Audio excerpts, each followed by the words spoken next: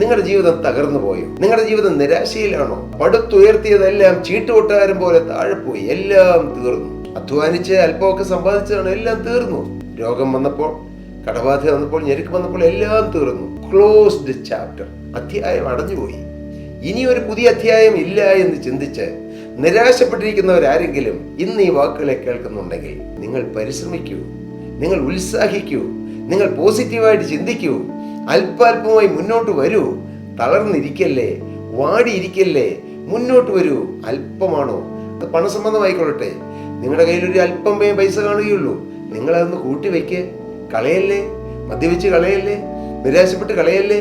ഇനി എനിക്ക് വളരാൻ പറ്റുമോ എന്നോർത്ത് നിങ്ങൾ നിരാശപ്പെടല്ലേ. ആ സമയത്ത് നമ്മെ സഹായിക്കുന്ന ഒരുവനുണ്ട്, അവനാണ് കർത്താവായ യേശു ക്രിസ്തു. നിങ്ങൾ യേശുവിനോട് പ്രാർത്ഥിച്ചിട്ട് പതുക്കെ പതുക്കെ മുന്നോട്ടായൂ പ്രിയരെ. മുന്നോട്ട് ഒരു ചുവടെടുത്ത് വയ്ക്കൂ.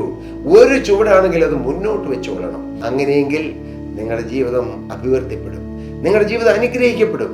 ആത്മാവിൽ ഒരു കാലത്ത് നല്ല വീര്യത്തോടെ, ശക്തിയോടെ, ബലത്തോടെ കഴിഞ്ഞ അനേക ദൈവമക്കൾ ഇന്ന് പല ജീവിത സാഹചര്യങ്ങളിൽ തട്ടിമുട്ടി പലരും നിരാശപ്പെട്ട് കഴിയുന്നു.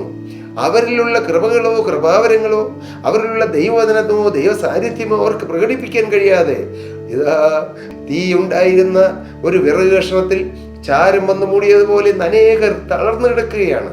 ഉള്ളിൽ തീ ഉണ്ട്, പക്ഷെ പുറമെ നോക്കുമ്പോൾ ചാരമാണ്. മോനെ, നീ ആ ചാരം ഒന്ന് ഊതിക്കള. നിന്നിൽ തീ ജ്വലിപ്പിക്കാൻ യേശുവിന് കഴിയും.